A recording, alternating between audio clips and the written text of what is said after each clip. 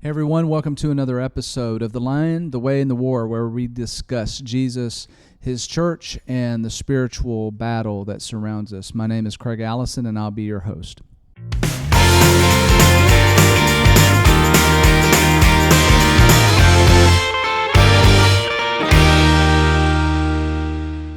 Okay, joining me for episode 18 is Kara and Katie Stofel, sisters from Columbia, Tennessee, and two of this year's student ambassadors at the Christian Student Center. Kara is a nursing major, and Katie is a marketing major. Ladies, welcome to the podcast. Thank you. Thank you. Glad to have y'all here with us today. So I've been looking forward to sitting down and talking with the two of you to get your perspective on a few topics. So y'all are going to be student ambassadors this fall, and I think this is the first time that I've ever had two siblings serving together as student ambassadors at the same time. So that's going to be interesting, I think. You guys they're both smiling at me, so I don't know what they may have up their sleeves, what they're planning, but you guys do get along for the most part.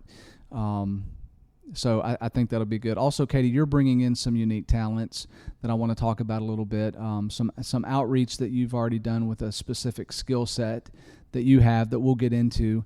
And Kara, you've also over the last year, I saw you doing a lot of Bible studies with different people, and you and I have never actually sat down and talked specifically about that and your approach and how that all goes down. So we want to talk about those two things as well. So before we get into any of that, I just want to ask, and this question is going to be for both of you, how did y'all find out about the Christian Student Center? And Kara, we'll start with you. All right, so I came to UTC and started in the fall of 2018, and me and my family visited Central Church of Christ, and we actually met Mr. Craig, and they offered to take us to the CSC and let us have a little tour, and so that's kind of how I got opened up to it, and didn't really think too much of it. I was a little more focused on school, but then I was walking through campus one day trying to find my classes, and we started playing signs with these very strange individuals, and that's kind of how I got hooked in with the CSC.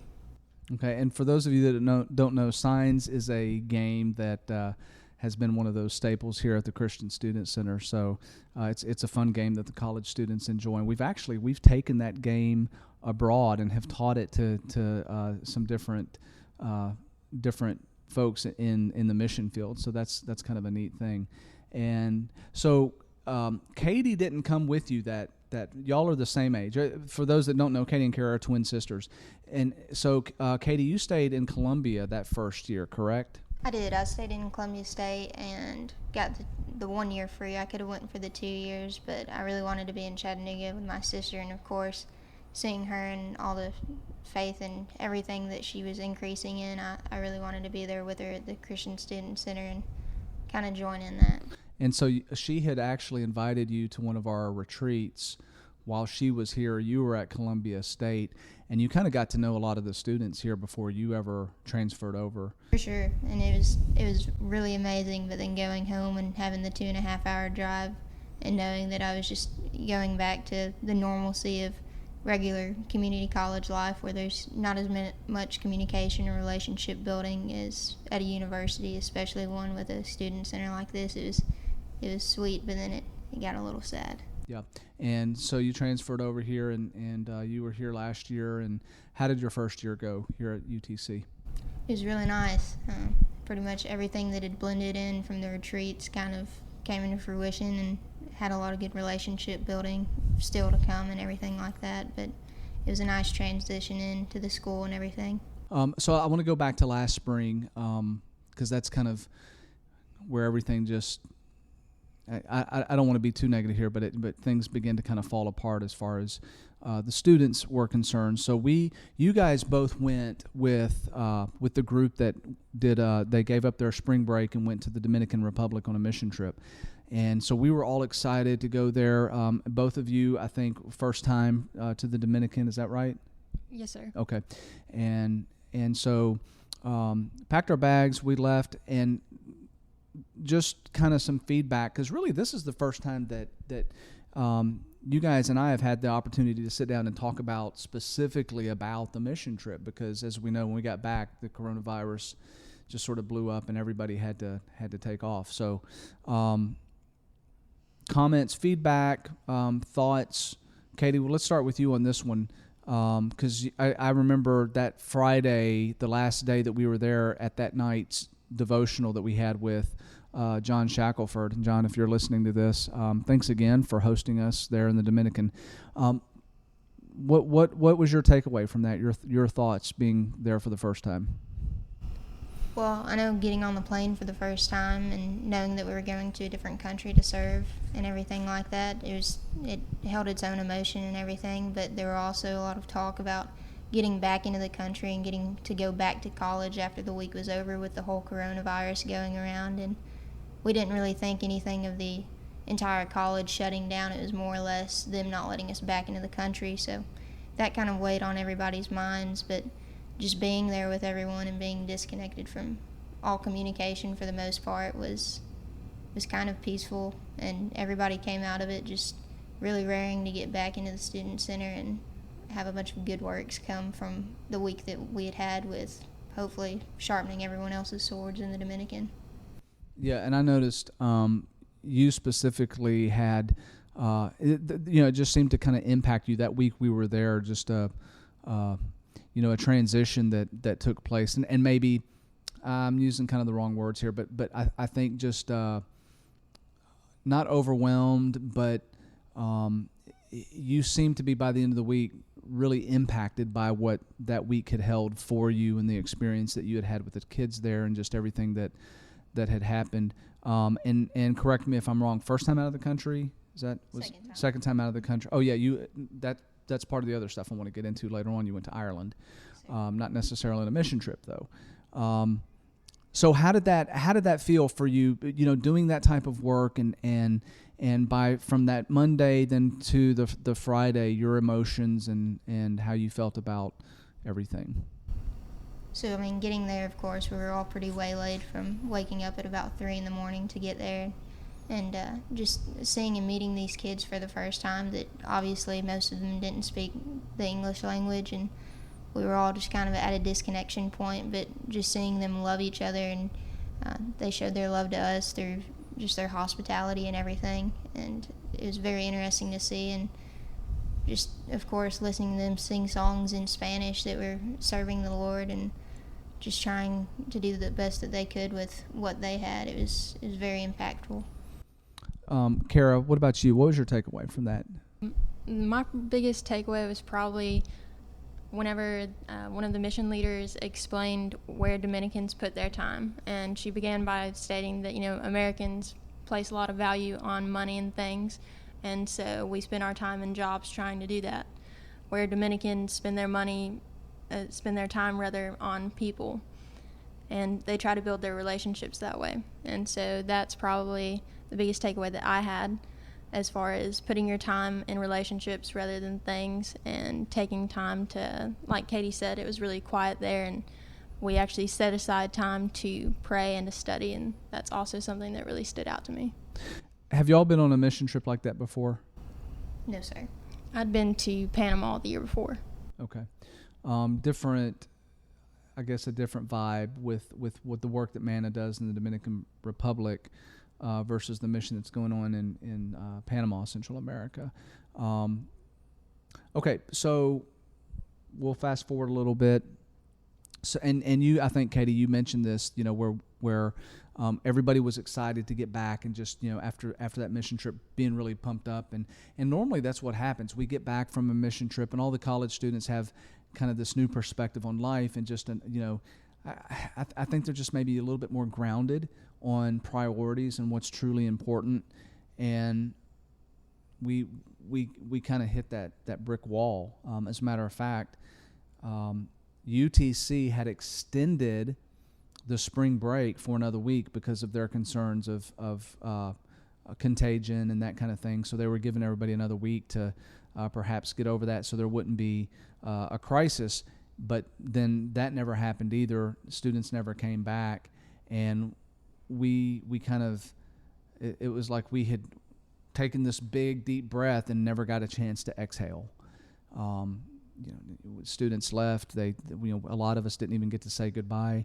So I haven't asked anybody this question. We've talked a little bit about the coronavirus in some past podcasts, but I've never specifically asked how that aspect of coming back from a mission trip and then just basically like a balloon being popped or something, there's no there's no follow-up, there's no discussions, and normally we would be going to the different churches and reporting and having that excitement.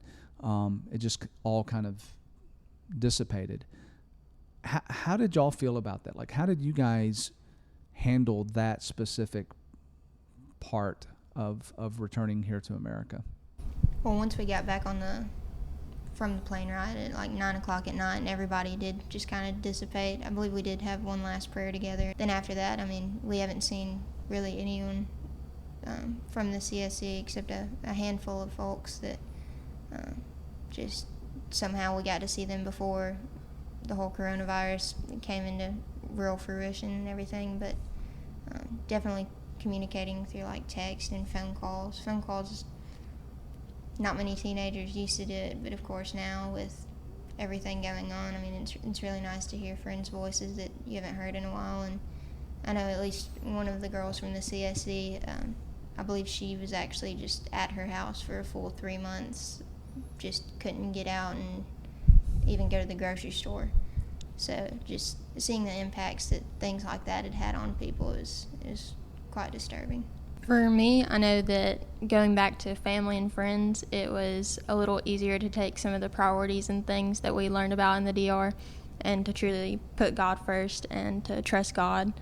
And that was definitely a big message throughout the whole coronavirus thing that still is occurring at this time.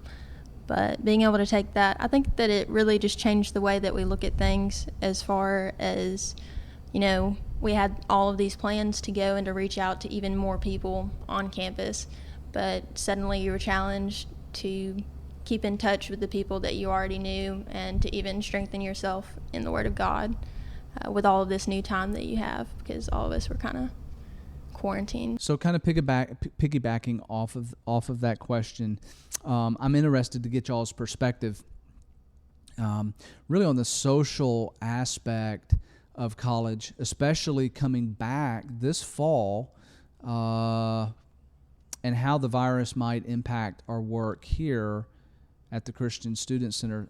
And I'm asking this really because you guys are stepping into a leadership role, and I'm curious to see what you guys think with all the unknowns and uncertainties on how this all impacts what we're doing here at the Christian Student Center.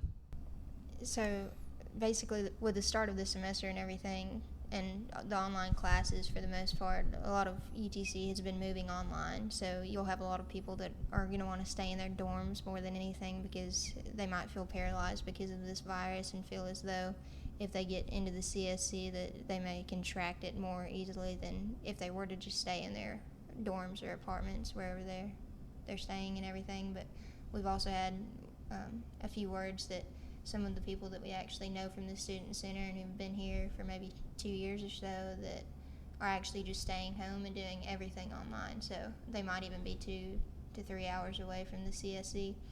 So I think it's really important to just not forget those folks and to just make sure that they're remembered and that we still miss them. And it's really easy, I know, especially in the college world, to just see who's in front of you and to always forget about the people that aren't just right there in the moment.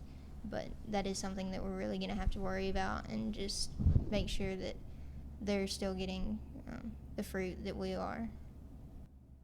What about you, Kara? What are your thoughts on this? Well, first off, I'd like to note that, the CSC is most definitely a social gathering kind of place. I remember coming here as a freshman just about every day of the week, and at any given point in time, there's at least 10 people that you can hang out with and say hi to and have meaningful conversations with.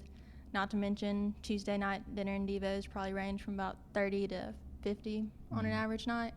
So our social aspect of it is pretty great, but at the same time, I think through the course of this pandemic, we've learned to be very adaptable, and I think that that's something that will carry on through, be it virtual devos and whatnot, or just social distancing and wearing masks, making sure everybody feels safe in the environment while still being able to see each other and to be there for one another. What about incoming freshmen who they don't know about the CSC, and our techniques are the things that we have done in the past to get the word out there to students about the Christian Student Center. None of that has been really available to us. The orientations and all of that were canceled this year, but we still have freshmen coming in that hopefully we are able to reach out to. How does that look as student leaders for you guys trying to reach those people that at this point they have no idea we're here? Dorm knocking was always a thing of last semester and everything, but at this point they may just tell us that there's no actual way that we could do it just because of pandemic's sake and not wanting to spread anything further. So if that's not something, we might just have to see if we can find them on social media, find them on Instagram with the new mocks or the UTC new mocks 2024, and just see who's connected in with that and see if we can actually start up meaningful conversations online that might bring them here. And even if we could maybe do some dorm knocking and they say that they don't want to come out of their dorm, we could always give them a QR code that would possibly be for a video of the Tuesday night dinner and devos. Kara, do you have any thoughts on that to add? Katie was saying definitely social media is a big aspect of any college student's life for the most part, and I think that we've also gone to rely on that maybe a little too much, but for the sake of getting the word out about the CSC, I think it's a really great avenue to reach people and to let them know that we are here and what kind of activities we offer and what all we're trying to do here at the CSC. So switch gears, kind of going back to something that I said a little bit ago. Both of you are bringing in some I would consider them to be a unique skill set. Katie, we'll start with you because you did mention that going to the DR, this was your second time out of the country. The first time you went to Ireland. So explain what that was all about. I went to Ireland in 2018. I believe it was July of 2018 for the full month, and I was an intern at a famous woodturner shop that he usually puts out about 2,000 to 3,000 bowls per year just as a production turner, but he's moved more toward teaching and just showing people how to turn wood.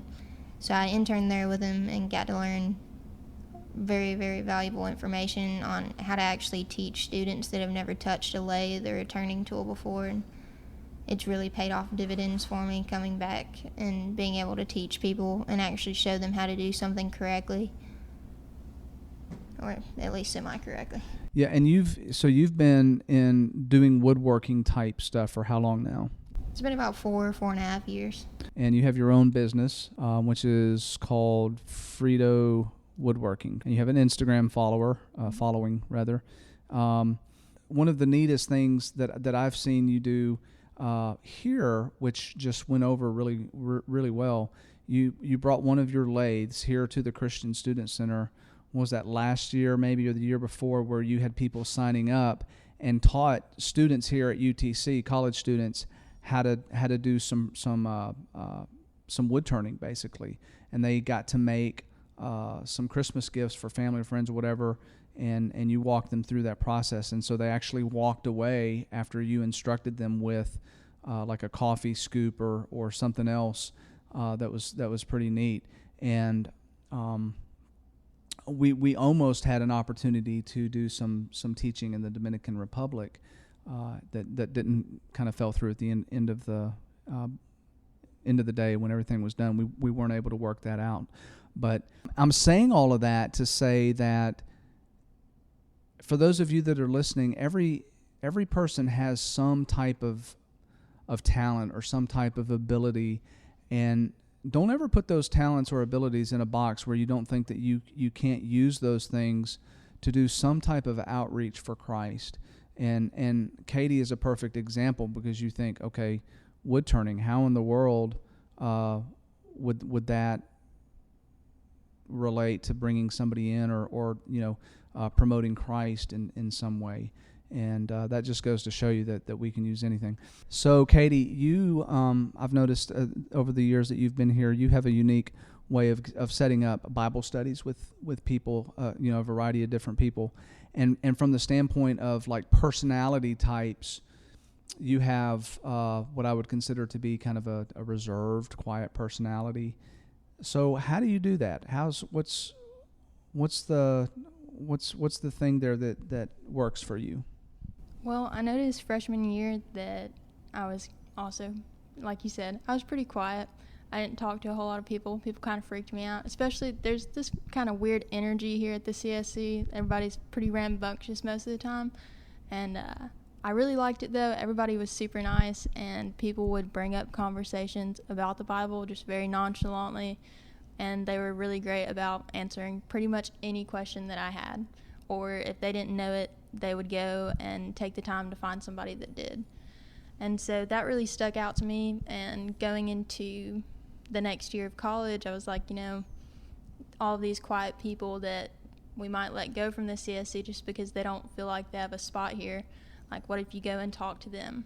And pretty much I just asked them, do you want to have a Bible study? And like, where are you in the Christian walk? Or what kind of things are you interested in? What do you have questions about?